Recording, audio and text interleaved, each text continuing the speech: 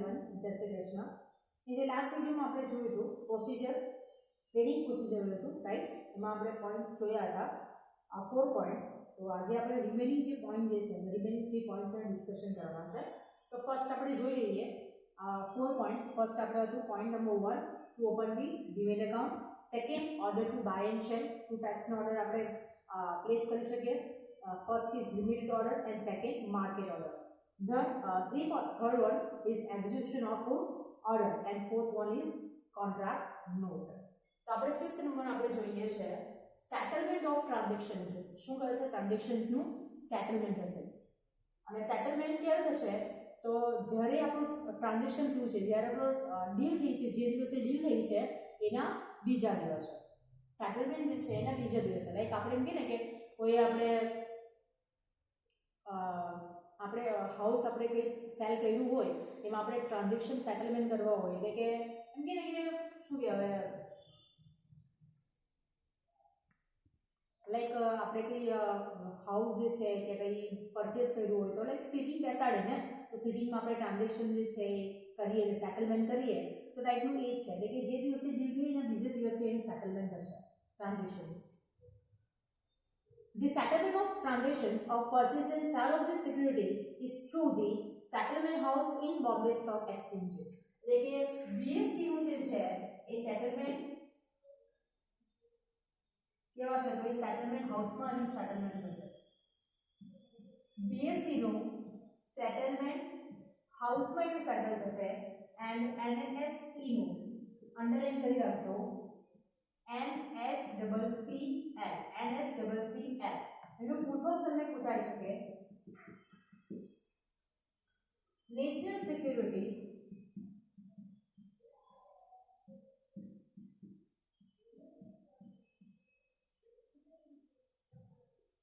Clearing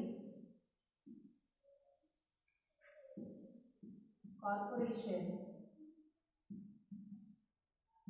limited.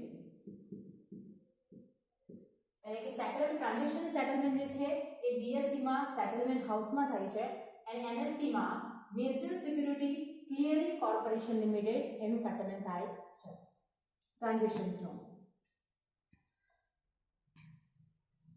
Settlement of transaction occur after the day of transactions or a trade day. એટલે કે જે trade દિવસે જે દિવસે આપણે ડીલ થઈ છે તો એના બીજા દિવસે એનું સેટલમેન્ટ થશે। તો આપણો પોઈન્ટ છે સેટલમેન્ટ ઓફ ટ્રાન્ઝેક્શન્સ। એમાં તમે આટલું બે વસ્તુ લખો ને, આ ને નેક્સ્ટ ડે જે છે આપણું સેટલમેન્ટ થાય તો ઇનફ છે। આ બે પોઈન્ટ તમે લખો એટલે સેટલમેન્ટ જે છે BSE માં આમાં થાય છે અને NSE માં આમાં થાય છે।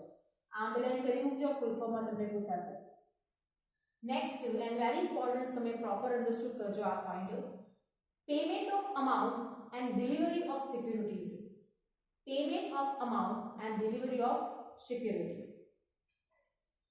If the customer has purchased the share, payment for the same is to be done prior to the day in day। Prior to the day in day એટલે that means આપણે કોઈ શેર પરચેસ કરીએ છે તો એના માટે જે છે એ પે આઉટ ડે થશે અને સોલ્ડ કરીએ છે તો પે ઇન થશે, બરાબર? સોલ્ડ હોય તો પે ઇન થશે અને પરચેસ કરીએ તો પે આઉટ થશે। સિમ્પલી આપણે જોવા જઈએ તો ઇન મીન્સ આપણે કોઈ વસ્તુ સોલ્ડ કરીએ છે તો ઇન એટલે કે પૈસા આપણી પાસે આવશે એટલે ક્રેડિટ થશે, અને પરચેસ કરીએ તો પે આઉટ। બટ મીનિંગ એ થાય છે કે પે આઉટ એટલે એ તમારે એ ઈઝી મેથડમાં તમે યાદ રાખીશું કે પરચેસ કરીએ ત્યારે પૈસા આપણે ગયા છે એટલે પે આઉટ થશે, અને સોલ્ડ કર્યું છે પૈસા ઇન થયા છે। બટ એ આપણે ફોર્મમાં નથી લેવાનું, એનું કોઈ અલગ જ ફોર્મ છે, બરાબર? જોઈએ આપણે, if the share has been sold, the delivery of the share is to be done prior to pay in day। કે જ્યારે કોઈ શેર્સની સિક્યુરિટી આપણે સોલ્ડ કરીએ છે તો એની ડિલિવરી ઓફ ધ શેર જે છે is to be done prior in pay in day. Pay in day means કે માની લો, ફોર એક્ઝામ્પલ સિમ્પલ લઈ લો કે આપણે વેજીટેબલ માર્કેટમાં વેજીસ લેવા માટે ગયા છે કે કોઈ પણ ગુડ્સ આપણે લેવા માટે ગયા છે, બરાબર? એ જે શોપકીપર જે છે એ આપણને ગુડ્સ આપશે, બરાબર? પર્ટિક્યુલર ગુડ્સ આપણે રિસીવ કરશું, ધેન આપણે પે કરશું। એટલે મિનિંગ એનો એ મિનિંગ એ થઈ ગયો કે ફર્સ્ટલી કે શોપકીપર જે છે કે પે ઇન ડે એટલે આપણા પૈસા આપવા પહેલા પ્રાયર શું આપશે આપણને? ગુડ્સ, એટલે ડિલિવરી કરશે તો આપણે એને પૈસા આપશું। લાઈક આપણે ઓનલાઈન ટ્રાન્ઝેક્શન કરીએ છીએ બરાબર, એમાં આપણે ઓપ્શન COD કરીએ એટલે કેશ ઓન ડિલિવરી કરીએ અને ત્યારે આપણે પાર્સલ રિસીવ થાય છે, ધેન આફ્ટર એને આપણે પૈસા પે કરીએ છીએ, એટલે કે પ્રાયર પે ઇન ડે, એટલે પૈસા ચૂકવતા પહેલા એ આપણે ડિલિવરી કરશે તો એની જ આપણે અમાઉન્ટ એને આપશું. એટલે આપણે નહીં કે પહેલાં હું પૈસા આપું પછી ડિલિવરી કરે, એવું નહીં. પ્રાયર પે ઇન ડે એટલે પૈસા આપતા પહેલા ડિલિવરી આપણે કરી દેશે, એ શેર્સની ડિલિવરી આપણે કરશે. એટલે એ કોઈ બી જો ઇન્વેસ્ટર જે છે એ શેર બ્રોકર થ્રુ જ એ પરચેસ એન્ડ સેલિંગ કરશે, રાઈટ. તો પહેલાં શું કરશે, જ્યારે સેલ કરે છે ત્યારે એ સ્ટોક એક્સચેન્જમાં, સ્ટોક માર્કેટમાં પર્ટિક્યુલર શેર્સ સોલ્ડ કરે છે તો એને સેન્ડ કરવા પડે. શું કરવા પડે? સેન્ડ કરવા પડે. અને પછી એ ઇન્ટરમીડિયેરીઝ થ્રુ, એ બ્રોકર થ્રુ એ આપણે જે પરચેસ કરે છે એને રિસીવ થશે શેર, અને પછી એ શું થશે, પૈસાની પેમેન્ટ કરશે, એટલે પેમેન્ટ કરશે ધેન આફ્ટર. એટલે prior to pay in day, એટલે આમાં જે એવું થાય છે ટ્રેડ પ્લસ 2 days. આ ડીપમાં થોડું નથી, એ ઉપરથી સમજાવું છું. ટ્રેડ પ્લસ 2 day એટલે કે જે દિવસે આપણે ટ્રેડ કર્યું છે, ડીલિંગ થઈ છે, એના આફ્ટરના 2 દિવસ એટલે બીજા 2 daysમાં. એટલે માની લો કે આપણે મંડે જે છે એ ડિલિવરી, આપણે મંડે જે છે એ સેટલમેન્ટ આપણે કર્યું, મંડે આપણે કર્યું છે, એન્ડ પ્લસ 2 day એટલે કે પ્લસ 2 એડ કરતા વેનસડે આપણું થશે T પ્લસ 2 days.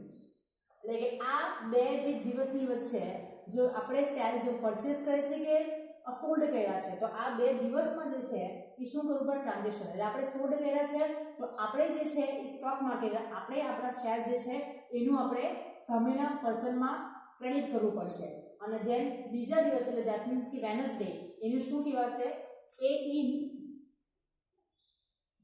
ક્યાં પે આઉટ. પે ઇન ક્યાં પે આઉટ. અને પે ઇન ક્યારે થશે કે જ્યારે આપણે સોલ્ડ કર્યું છે ત્યારે, અને પે આઉટ ક્યારે થશે કે જ્યારે આપણે પરચેસ કર્યું છે ત્યારે, બરાબર. એટલે આ દિવસે જે છે એ પે ઇન કે પે આઉટનો દિવસ થશે. શું થશે? પે ઇન કે પે આઉટનો દિવસ થશે.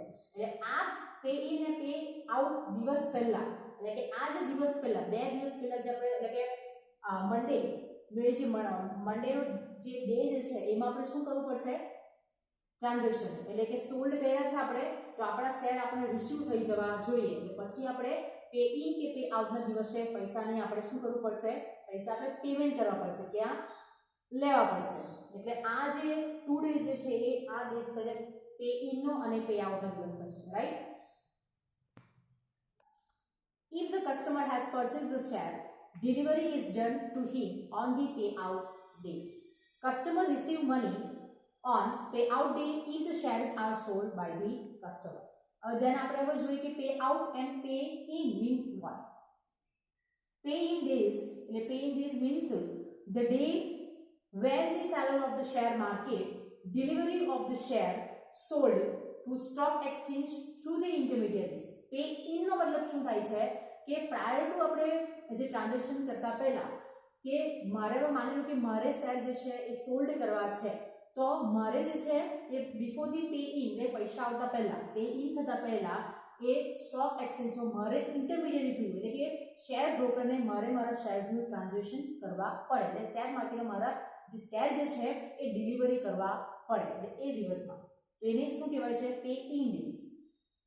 Pay out day means when the share exchange makes the delivery to the purchaser of the share and makes payment to the seller of the share. પે આઉટનો મીનિંગ એ થાય છે કે સ્ટોક માર્કેટમાં જે સેલરે શેર આપ્યો છે, જેને ડિલિવરી કરી છે, તો એ શેર જે છે એ પરચેસરના અકાઉન્ટમાં એને મોકલી દેવાના, સેન્ડ કરી દેવાના, તો જ પરચેસર જે છે એ પે ઇનના દિવસે પે આઉટના દિવસે એની પેમેન્ટ કરશે. શું કરશે? પેમેન્ટ કરશે. એટલે કે ડિલિવરી આપણે ગુડ્સની મળી ગયા પછી જ આપણે એનું પેમેન્ટ કરીએ છીએ, એના બિફોર કે એના આફ્ટર પેમેન્ટ એના બિફોર આપણે પેમેન્ટ કરતા નથી. લાઈક આપણે એક્ઝામ્પલ આપ્યું છે, ગુડ્સની કોઈ આપણે પરચેસ કરીએ છીએ તો પહેલાં આપણે ગુડ્સ લઈએ છીએ પછી આપણે તેને આપણે પેમેન્ટ કરતા છે, બરાબર. તો એ જ દેશે છે કે પે આઉટ અને પે ઇનના દિવસે એ પેમેન્ટ થશે. અને આ જો તમે પ્રોપર અન્ડરસ્ટુડ નહીં થયા હોય પોઈન્ટ, તો આપણે જ્યારે સ્કૂલ ઓપન થશું ત્યાં તમે અસાઇનમેન્ટ આપવા માટે આવો છો તો એ દિવસે તમે ડિસ્કશન, જો તમને કન્ફ્યુઝન હોય તો એ દિવસે આપણે ડિસ્કશન કરી લઈશું, બરાબર. તો હવે પોઈન્ટ નોટ ડાઉન કરજો કે તમને સમજ પડી છે કે નથી પડી. તો હવે રિસ્પોન્સિબિલિટી તમારી છે કે તમારે મને પૂછવું, બરાબર. મને ખબર નહીં પડે કે કોને કેટલી સમજ પડી છે. તો જ્યારે પણ તમને ટાઈમ મળે ત્યારે તો કોલ કરી શકો, મેસેજ નહીં પણ તમે વિડીયો કોલ કરી દેજો તો આપણે ખબર પ્રોપર થશે કે તમે આપણે ફેસ ટુ ફેસ એક્સપ્લેન થઈ જશે. Okay. Then 7th, the last point, inform to customer of settlement of transaction. શું કરવું પડે? આપણે કસ્ટમરને ઇન્ફોર્મ કરવું પડે, બીકોઝ કે ટ્રાન્ઝેક્શન જે છે એ ઇન્ટરમીડિયેટ્સ થ્રુ થતા હોય છે. એટલે કે કસ્ટમરને કોણ ઇન્ફોર્મ કરશે? બ્રોકર્સ. કે આપણે આપણું સેટલમેન્ટ થઈ ગયું છે, આટલામાં થઈ ગયું છે, આટલા શેર પરચેસ કે બાય થઈ ગયા છે, વોટએવર જે હશે તે. તો આપણે જોઈએ, broker will make the payment to the customer through the bank in the case of sale of the security, and in the case of purchase of the security, broker will make direct payment from the bank account of the customer. Settlement of transaction is informed to the customer through the demat account. આનું જે settlement જે છે એ demat account through થશે. શું થશે? એટલા માટે જ ફર્સ્ટ એનો પોઈન્ટ જે છે કે two open the demat account છે. એટલે કે આમાં આપણે સિમ્પલી એટલું માઇન્ડમાં રાખીએ કે જે અકાઉન્ટનો કોન્સેપ્ટ આપણે યાદ રાખીએ કે કેશ જે છે, કેશ ઇન થશે તો ક્રેડિટ સાઇડ એન્ટ્રી થશે, અને કેશ આઉટ થશે તો એ ડેબિટ સાઇડ એન્ટ્રી થશે, બરાબર. કેશ જે છે એ ઇન થયા તો ક્રેડિટ અને ગોઝ તો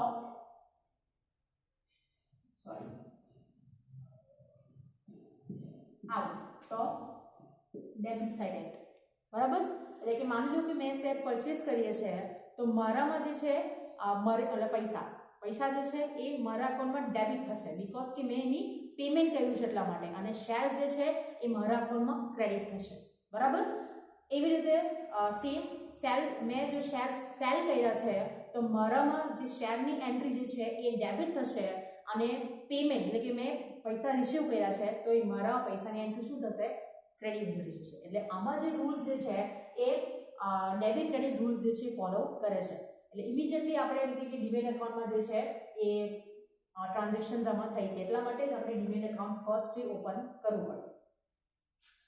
તો આ જે પ્રોસિજર જે છે આપણી, આ પોઈન્ટ એ જોઈ લેજો, નહીં પ્રોપર અન્ડરસ્ટુડ થાય તો મને કહેજો. ઓકે. કાં તો આપણે તમે એસાઇનમેન્ટ આપવા માટે આવે તો પણ. નેક્સ્ટ પોઈન્ટ જોઈએ આપણે સેબી. સેબીનું ફૂલ ફોર્મ બી તમને એક માર્કમાં પૂછાઈ શકે. Security and exchange board of India. Security and Exchange Board of India. SEBI has comes into existence as a statutory body. આપણે જોઈ ગયા હતા 11th સ્ટાન્ડર્ડમાં. Statutory body means કે એની કોઈ પરફેક્ટ ડેફિનેશન નહીં હોય, બટ એ પાસ્ટ થાય છે એ સ્પેશિયલી એક એક્ટ થ્રુ, કે parliament and legislative act through A pass કરવામાં આવે. ઇટ મીન્સ અ સ્પેસિફિક લો નું કરીને પાસ કરવામાં આવે તેને સ્ટેટ્યુટરી બોડી કહેવાય. એની કોઈ પરફેક્ટ ડેફિનેશન નથી. Body as on January 30, 1992. January 30, 1992 માં SEBI જે છે એ ઇન્કોર્પોરેશન થઈ છે. Under the Security and Exchange Board of India Act 1992. Its head office is in Mumbai. એટલે કે એનું હેડક્વાર્ટર્સ જે છે એ મુંબઈમાં છે. And while regional office are at Kolkata, Delhi, Chennai and Ahmedabad. Delhi, Chennai, Kolkata અને અમદાવાદમાં એનું જે રિજનલ ઓફિસ છે એ સેબીનું છે. SEBI is a statutory body regulating the stock exchange in India. એટલે કે સ્ટોક એક્સચેન્જ જે છે એ શું રેગ્યુલેટિંગ મેનેજમેન્ટ કરવાનો વર્ક જે છે એ SEBI કરે છે, બરાબર. આપણે ખબર છે કે સ્ટોક એક્સચેન્જ આપણે જોઈ હતા તો એ આઈ થિંક સો 11 ના હા આમાં જ કે સ્ટોક એક્સચેન્જ જે છે એ કોણ રેગ્યુલેટ કરે છે? SEBI જ. અને આના સ્ટોક એક્સચેન્જ સેબીના જે ચેરમેન જે છે એ અજય ત્યાગી સ્ટીલ એ 10 ફેબ્રુઆરી 2017 ના એ જે છે એ ચેરમેન છે, અને ટીલ ધ ડેટ હજુ પણ એ ચેરમેન છે Ajay Tyagi. Okay. Ajay Tyagi chairman of SEBI. Objective જોઈ લઈએ આપણે, 3 જ છે objective. Ask for the 1 mark. First to protect the interest of investors. શું કરે છે સેબી? ઇન્વેસ્ટર્સનું કે સ્મોલ ઇન્વેસ્ટર છે કે મિડલ જે ઇન્વેસ્ટર જે છે એનું ઇન્ટરેસ્ટ જે છે પ્રોટેક્ટ કરે છે. વી નો ધેટ કે આપણે ખબર જ છે સેબીમાં એટલે કે સ્ટોક એક્સચેન્જમાં આપણે જોઈ ગયા હતા કે સ્પેક્યુલેશન હતું, બરાબર? કે સ્પેક્યુલેશન એટલે થોડાક મીન્સ કે થોડાક પોર્શનમાં તો સ્પેક્યુલેશન થાય છે બીકોઝ કે સટ્ટો થાય જ છે. બટ સટ્ટો કેવો હેલ્ધી કહેવાય? તો એ લિમિટેડ સટ્ટો થાય છે, લિમિટેડ સ્પેક્યુલેશન થાય તો એ હેલ્ધી કહેવાય, બરાબર? એટલે કે આ જે છે એ સ્મોલ ઇન્ટરેસ્ટ જે છે ઇન્વેસ્ટર્સનું એ હાર્મ નહીં થવું જોઈએ. એટલા માટે સ્પેક્યુલેશન જે છે એ લિમિટેડ પોર્શનમાં થાય. એટલે કે જે સ્ટોક એક્સચેન્જના મેમ્બર જે છે એટલે કે શેર બ્રોકર જે છે એને શું કરી રાખે છે? ઇન્ફોર્સ, એ લોકો પર દબાણ કરે છે. શું કરે છે? દબાણ, ઇન્ફોર્સ કરે છે. એટલે વધારે પડતું એ લોકોનું જે ઇન્ટરેસ્ટ જે છે સ્મોલ ઇન્વેસ્ટર્સનું એ હાર્મફુલ નહીં થાય. એટલે કે પ્રોટેક્ટ કરવાનું કામ કોણ કરે છે? SEBI. Then to encourage the development of securities અને various types of security નું જે ડેવલપમેન્ટ કરવાનું કામ બી કોનું છે? એન્કરેજમેન્ટ, કે વોચિસ કરવાનું કામ જે છે એ સેબીનું છે. Then to regulate the security markets. ખબર જ છે કે સ્ટોક એક્સચેન્જ જે છે એ સેબી જે છે રેગ્યુલેટ કરે છે. એટલે રૂલ્સ અને રેગ્યુલેશન જે ફોલો કરવાની છે, જે નોર્મ્સ જે છે એ આપવાના છે, એ બધું રેગ્યુલેશન મેનેજમેન્ટ કરવાનું વર્ક્સ કોણ કરે છે? સેબી જ કરે છે. ઓકે, તો આના 3 ઓબ્જેક્ટિવ થયા છે. નેક્સ્ટ આપણે લેક્ચરમાં જે છે નેક્સ્ટ આપણે વિડિયોઝમાં એ ફંક્શન ઓફ સેબી થશે. તો જોઈ લેજો એકવાર, નહીં સમજ પડે તો you can call your message. Thank you.